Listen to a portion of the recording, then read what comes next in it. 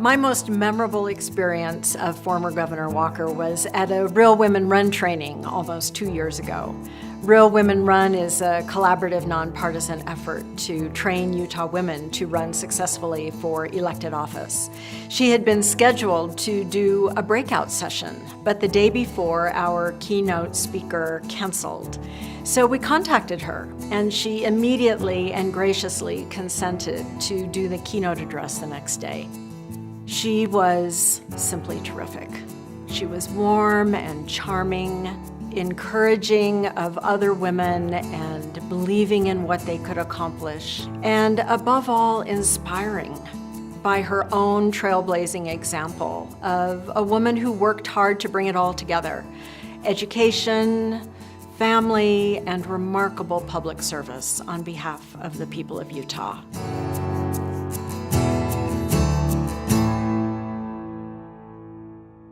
Having Olene as a mother has been an adventure. I just remember my earliest memories of her always being engaged. I think she was always headed off to one meeting or another, and oftentimes she took us with her in tow.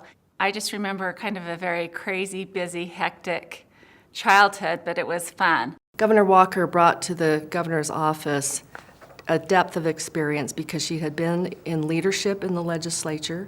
She had been a department or cabinet head within state government. She'd worked in education with her education foundation.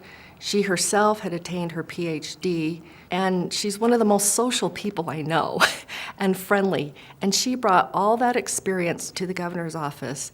It gave her the ability to make good decisions for the right reasons. She was a very strong leader on Capitol Hill.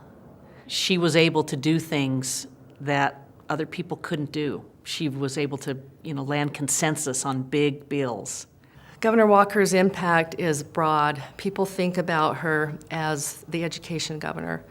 She had an initiative that she wanted every child to read by 3rd grade, because the saying is, up until 3rd grade, children learn to read.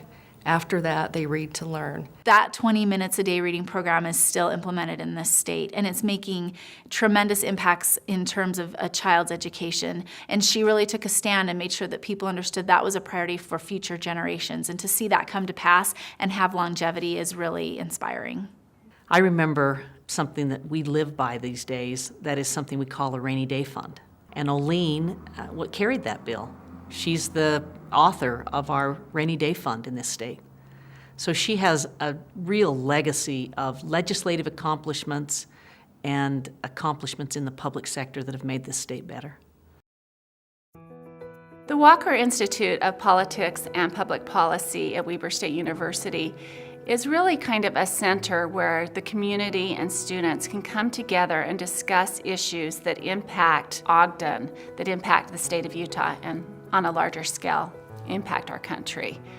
It's really interesting because she's been out of politics for about 10 years now, but no matter where we go with her, I'm always amazed at people stopping to say, thank you, Olene, for leading the way, for having courage to stand up for what you felt was right, for just serving. I have learned to never give up.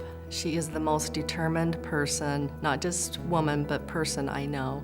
When I think of the impact that Governor Olene Walker had in this state, I can't help but think of my daughter, who now has had this example of a woman who served in the legislature, who was our first female governor, who raised this terrific family, who was successful in business, and who really set a tone for female leadership in this state, that women do great things.